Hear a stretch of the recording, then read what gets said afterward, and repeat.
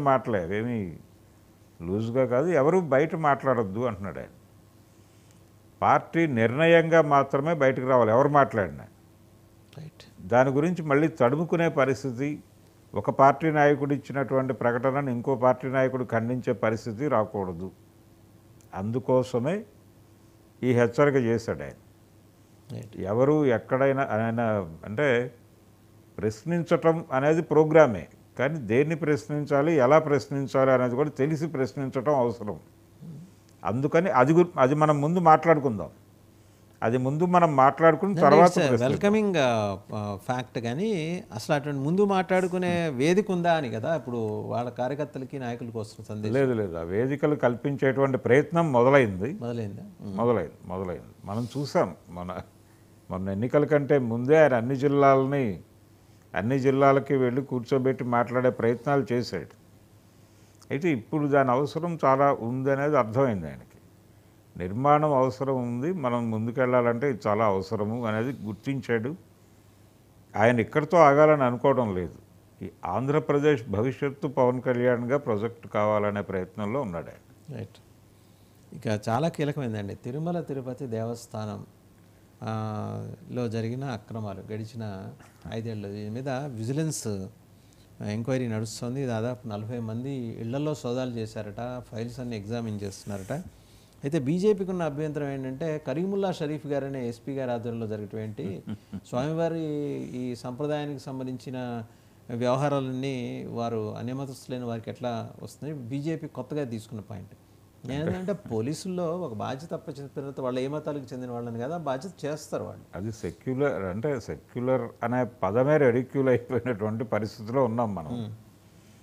ఒక రకంగా ఈ రోజుకి లౌకికవాదం అనేది ఉంది అక్కడ. ఆ పదం ఇంకా తీసేయటానికి ప్రయత్నం జరుగుతోంది. అది ఇందిరాగాంధీ గారు అంటే మీరు అనండి సార్, మీరు చెప్పండి sir, does it carry any sense? Secular ఏంటి అసలు? లేని పదాన్ని అది 6000 లాగా తీసుకొచ్చి దానికి అతికించినట్లేదు. అది తగిలించింది అనేదే ప్రపంచం మాట్లాడుకుంటున్నటువంటి విషయం కూడా. ఇందిరాగాంధీ గారు ఒక రాజ్యాంగ సవరణ ద్వారా తీసుకొచ్చారు దాన్ని సోషలిజం ఇవి 2 పదాలు తీసుకొచ్చారు ఆ 42వ రాజ్యాంగ సవరణ ద్వారా అనేది కదా ప్రపంచం. కాబట్టి దాన్ని తొలగించే ప్రయత్నం జరుగుతుంది. ఈ స్పృహని అంటే ఏదో మేరకు ఇప్పుడు మనం మాట్లాడుకుంటున్నటువంటి ఒక ముస్లిం అధికారికి అప్పచెప్పడం ఏమిటి అనేది బీజేపీ మాట్లాడటం అనేది ఇబ్బందికరమే. ఈ పరిస్థితుల్లో వాళ్ళకు కూడా ఇబ్బందికరమే.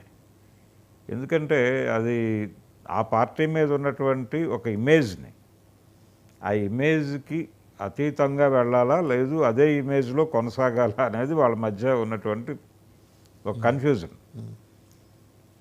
అలా వెళ్ళకూడదు. ఈ మధ్య అక్షింతల కార్యక్రమం జరిగింది అక్కడ బాలరాముడి ప్రతిష్ఠ సందర్భంగా.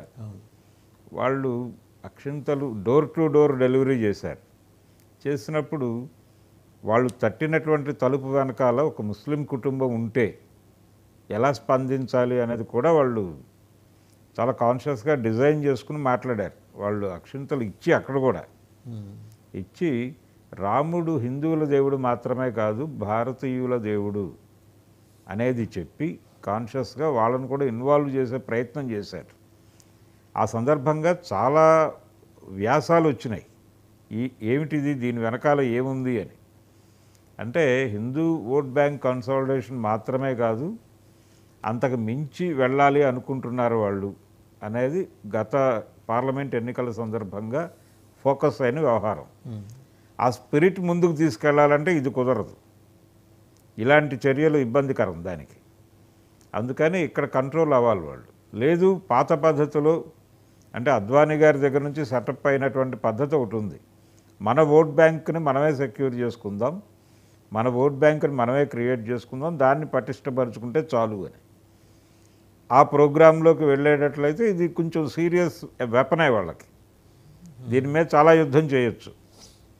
ఆ యుద్ధం చేస్తారా లేదు మొన్న పార్లమెంట్ ఎన్నికల సందర్భంగా పర్టికులర్గా బాలరామ ప్రతిష్ఠ సందర్భంగా వాళ్ళు జనంలోకి తీసుకెళ్ళినటువంటి ఇమేజ్ని నిలబెట్టుకునే ప్రయత్నం చేస్తారా అనేది చూడాలి.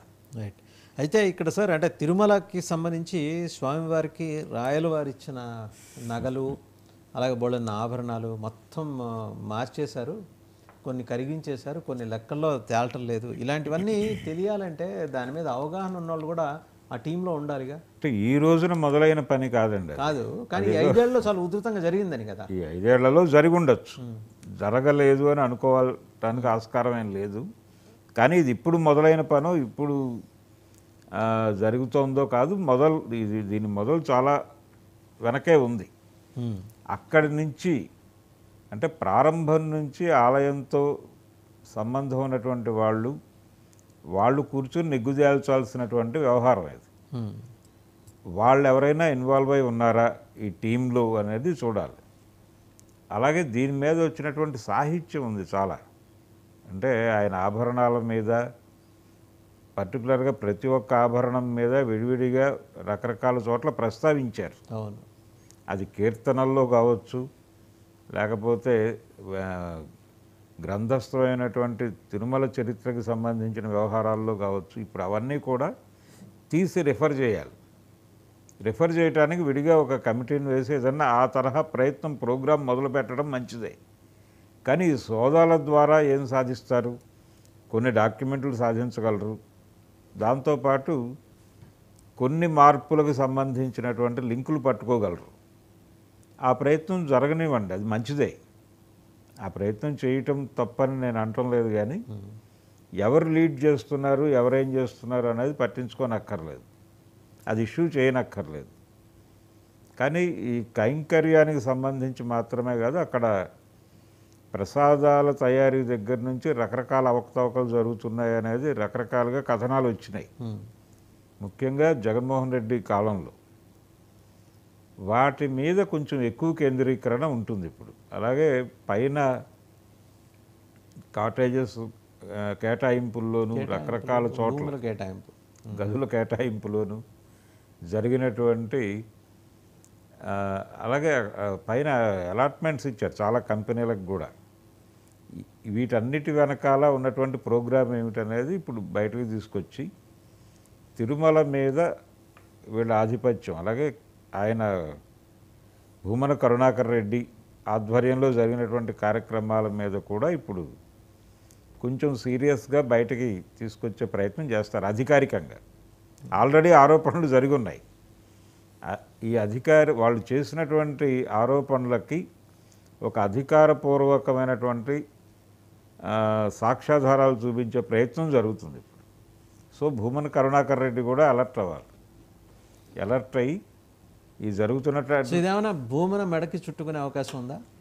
భూమనని కంట్రోల్లోకి తీసుకోవటమే కదా ఈ కార్యక్రమం వెనకాల. భూమన ఎజెండా అది మాత్రమే కాదు, ఆయన ఉన్నాడు, పెద్ద ఆయన ఉన్నాడు, టీటీడీకి